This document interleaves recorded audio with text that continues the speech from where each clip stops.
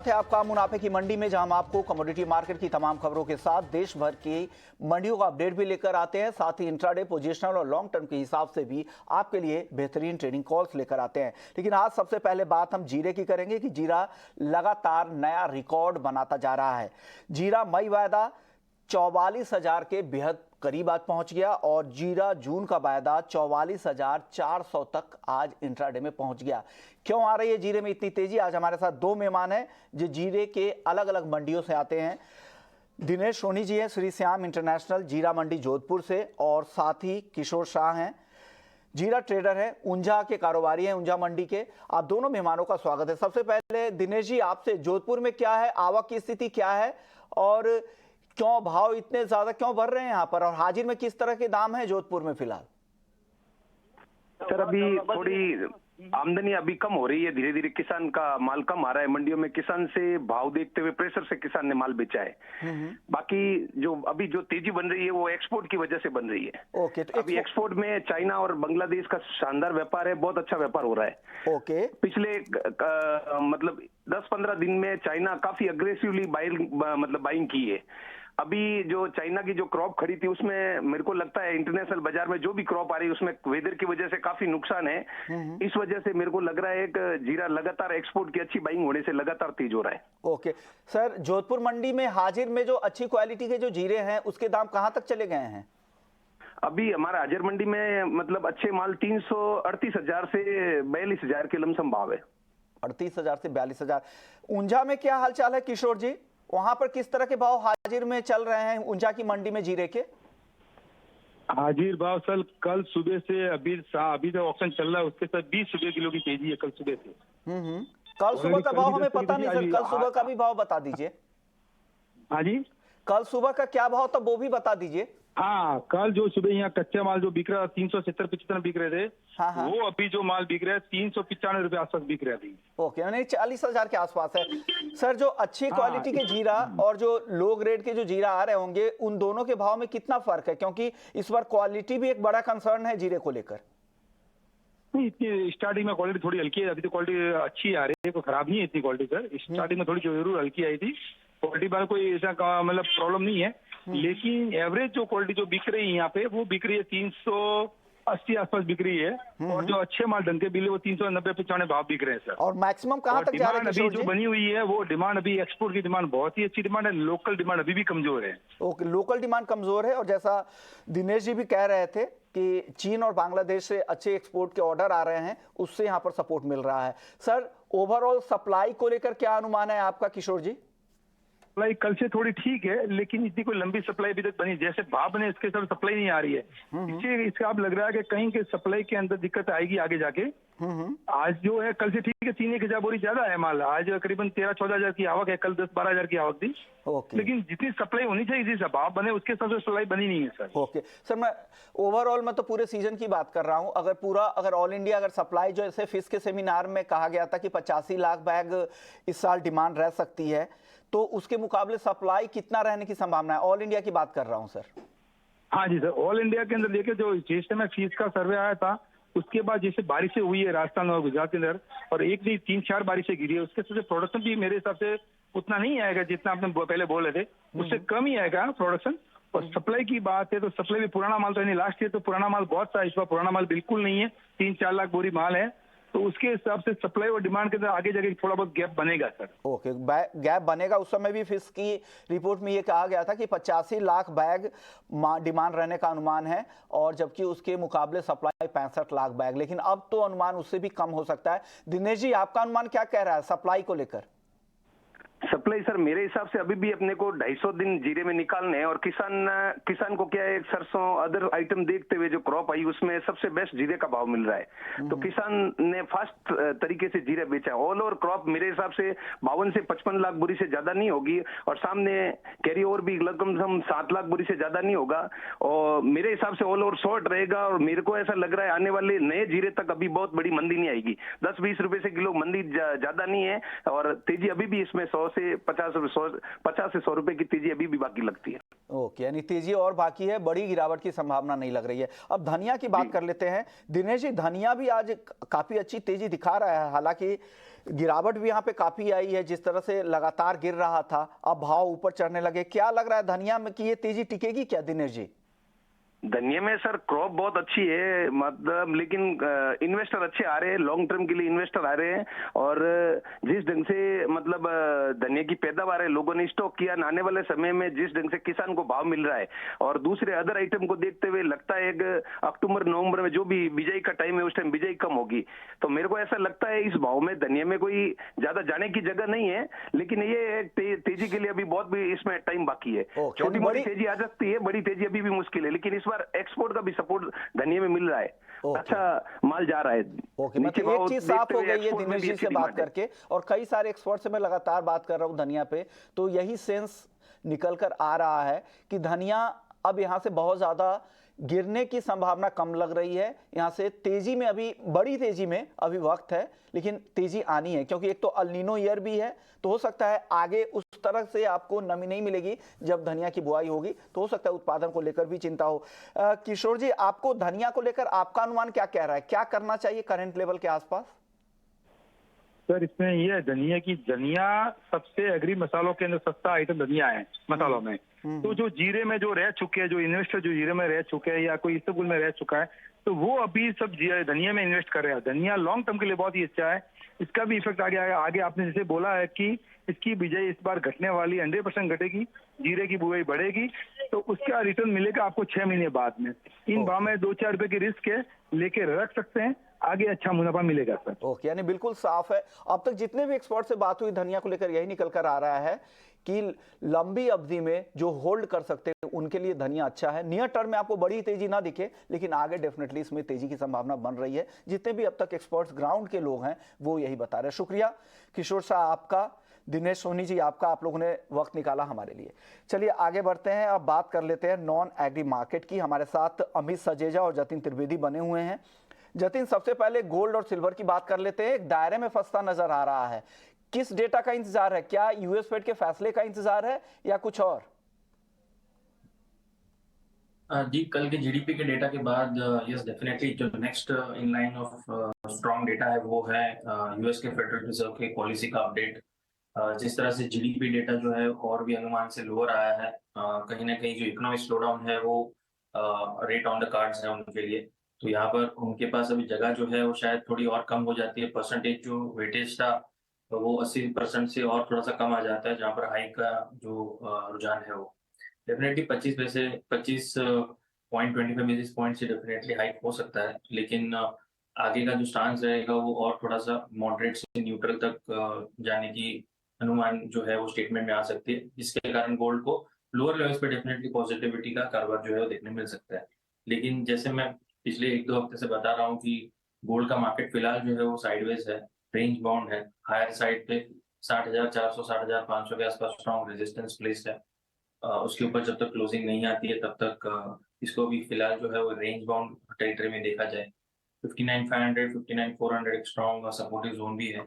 तो cell on rise का strategy जो है वो ज्यादा फेवरेबल है। विष्णु मोहन जी, मुझे लग रहा है कि यहाँ पर थोड़ा सा बाउंस आता है, 60,000 के आसपास का लेवल्स दिखता है, तो वहां पर बेच के चले। 59,700 59,600 के टारगेट्स के लिए प्राइसेस थोड़े से नीचे आ चुके हैं, तो थोड़ा वेट कीजिए ऊपर आने का 60,300 के स्टॉप लॉस के साथ। अमित जी, आप क्या सलाह देंगे? आप सहमत है? आपको भी लग रहा है कि इंट्राडे में गोल्ड बेचना चाहिए? और चांदी को लेकर क्या कॉल है आपकी? जी नमस्कार सुमन जी। जी मैं सहमत हूँ। मुझे भी लगता है कि 60,000 के करीब इक्वली कर सकते हैं। 60,050 पे टू बी प्रिसाइज 60,250 से 300 के स्टॉप रख सकते हैं। एंड शॉर्ट टर्म में जो एक फिलहाल बेस बन रही है 59,600 से 550 की जोन में जून वायदा में, वहां पर टारगेट किया जा सकता है।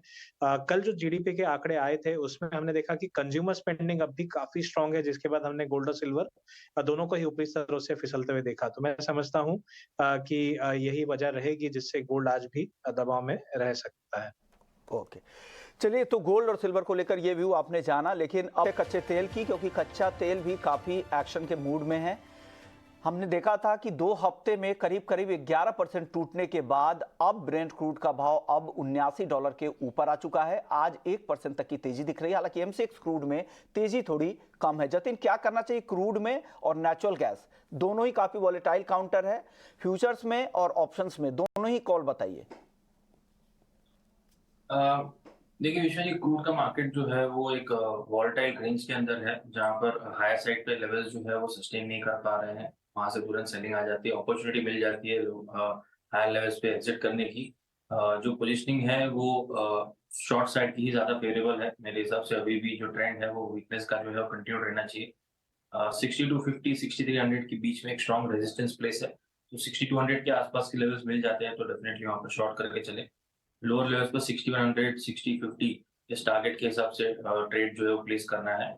ये एक स्विंग ट्रेड के हिसाब से अपॉर्चुनिटी रहेगा, डे ट्रेडिंग के हिसाब से मैं बात नहीं कर रहा हूँ, स्विंग ट्रेडिंग के हिसाब से ये अपॉर्चुनिटी रहेगा। और प्राइजेस जब भी आपको 6200 के आसपास मिलते हैं उस वक्त आप जो है वो ऑप्शंस के जरिए भी उसके अंदर ट्रेड कर सकते हैं। जो मई महीने का वायदा है जिसमें 6000 का जो पुट ऑप्शन है उसमें आप अपनी ट्रेड्स प्लेस कर सकते हैं, जो अभी फिलहाल 146 के आसपास है। तो ये आपको करीब करीब 125 से 120 के आसपास मिल जाएगा जब 6200 के ऊपर जब आपको ये क्रूड का प्राइस दिखेगा। वहां पर आप 120 के आसपास बाय कर सकते हैं। स्टॉप लॉस जो है वो 88 के नीचे रखें और हायर साइड पे 175 180 के टारगेट्स के लिए। सो ऑप्शन में 6000 का पुट ऑप्शन जब भी 6200 के ऊपर प्राइसेस ट्रेड करना है शुरू करता है तब। और अगर फ्यूचर्स में करना है तो बड़े फ्यूचर्स में जो बड़े ट्रेड लेना चाहते हैं वो बड़े कॉन्ट्रैक्ट में कर सकते हैं क्रूड के। जो छोटे ट्रेडर्स हैं जो कम रिस्क से काम करना चाहते हैं वो क्रूड मिनी में भी कर सकते हैं। तो ये सलाह, या तो आप ऑप्शन खरीद सकते हैं या फिर फ्यूचर्स में बेचकर जा सकते हैं। अमित जी, आप सहमत हैं? आपको भी लग रहा है क्रूड आज बेचकर ही जाना चाहिए या फिर पुट खरीदना चाहिए?